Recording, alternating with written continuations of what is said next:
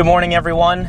Today's video, as you can see by the title, is why you should choose a Focus ST over a Focus RS, which is kind of what I did. And if you're wondering what I'm talking about, when I bought the Focus ST, I started looking at it in October of 2015.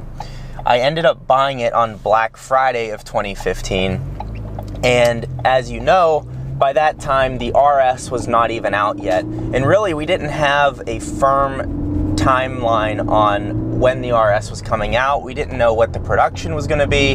There were a lot of unknowns that kind of made me not really want to wait for the RS. Now, outside of that, at the time I also wasn't making nearly as much money as I'm making now, so getting an RS, yes, I could have done it, but I just wasn't comfortable stretching myself that much financially. And it really, I think that's a lot of the reason of why people would buy an ST over an RS, is for financial reasons. For me, it was just a bad timing thing.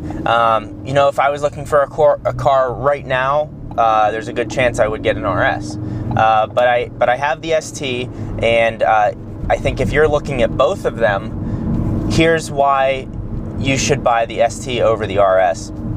First of all, we're going to start with the ride quality. Now, both of these cars have a fairly aggressive setup out of the factory, and I've heard people complain about the RS, and I've heard people complain about the ST. What I can say about the ST, though, is it has a sporty, it really has a perfect setup. I think there's almost no way you could complain about this car. You know, it has all the feedback you want in the road. When you're on it hard, everything tightens up. I mean, you can tell that that's how the car was designed to be driven.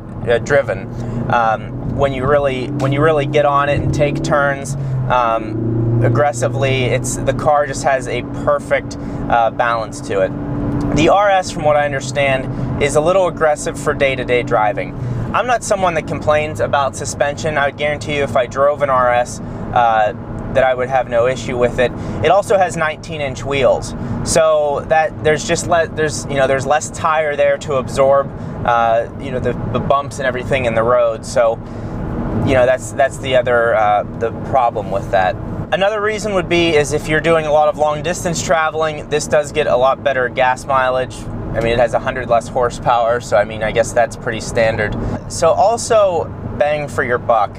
If you look at what you get in a fully loaded Focus ST versus a fully loaded Focus RS, you're essentially paying about $10,000 more. And here's what I mean by this. You can't compare the high-end Focus ST to the lowest-end Focus RS, because there's a lot of stuff that doesn't come in that. So it'd be unfair to compare them. That's why I'm saying it's about a $10,000 jump, because you can clear $40,000 with the Focus RS. The ST you can clear $31,000, but I don't know, with the incentives now, I don't even think you could. So it's about a $10,000 difference, and I would argue that the interior of the ST, an ST3, is nicer than a Focus RS. I do like that the RS offers the mix of leather and Alcantara seats. That's really nice, because having all leather it's nice, but I'd rather have Alcantara if I had the option. So that's another thing. I just think this is a much better finished package. The Special Edition RS, I fixed kind of a lot of my complaints, putting a carbon fiber shifter, putting on the carbon fiber trim package. It really finishes the interior. I know I talk about it a lot, but it's true. It just cleans everything up in here. Takes away the little plasticky bits. You know, as I'm making the argument for this, there's really not much of a reason that you should be buying a Focus ST over a Focus RS. I had a subscriber reach out to me about 2 or 3 months ago asking, hey, what would you do? I'm on the border between an RS and an ST. Can you tell me, why you bought your ST over an RS?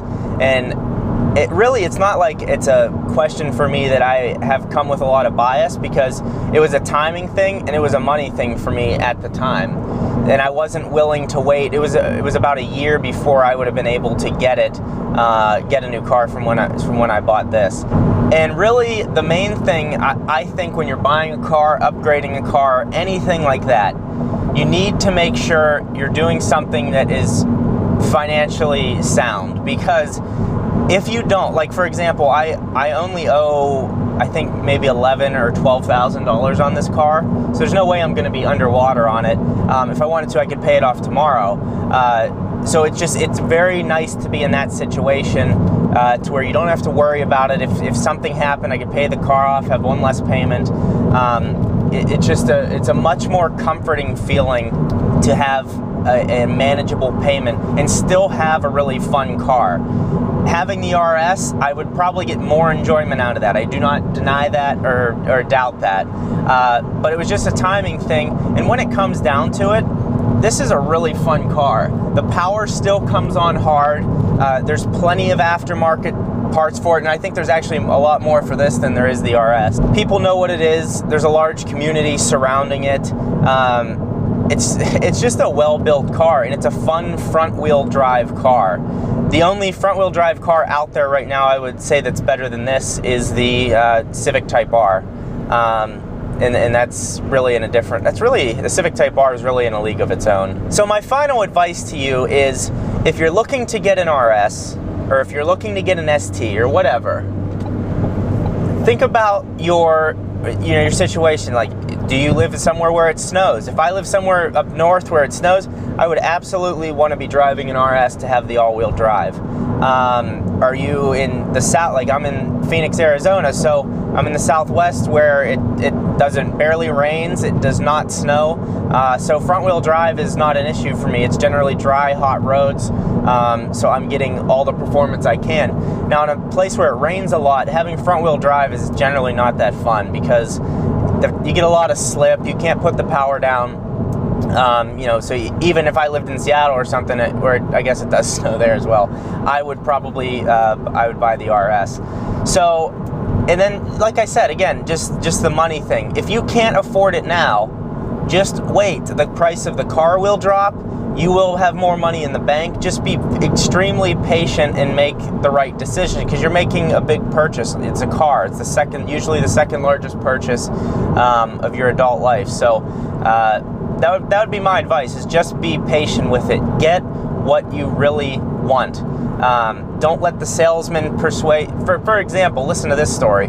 So when I first saw this car, I was like, wow, I mean, I got in and I didn't even know there was this ST3 package with the carbon fiber. I sat in this car and I said, I'm getting this car. It was, I mean, the dealership handed me the keys. They said, go take it, go test drive. I was like, sweet. So I took it out, took it around the block, took it on the interstate. I was like, this is a cool car. So that was good. But I go into to negotiate with him, and I am going to make a negotiating video, I think probably this weekend. Down, he's like, yeah, we got 2 other people looking at it. So I looked him in the eye. I said, oh, well then you just have them buy it. Have them buy it, because I'm not really ready right now. The price isn't right. So I know you got to sell the car. You got to make the sale to make money. So go ahead and sell it. I got no problem with that. And he's like, well, I mean, they're not here right now, so I mean, I'm giving you I'm like, screw. They're always trying to put some type of pressure on you. This car, when I first saw it, sat from before October through the end of November. It sat for months. No one touched it. So I went to that dealership again to negotiate. I didn't like how they were treating me, and they're like, just so you know, we're not going to trade this to another dealership. I said, yeah, okay. Go to a different dealership. They traded it right over, no problem. So just don't listen to anything they are saying.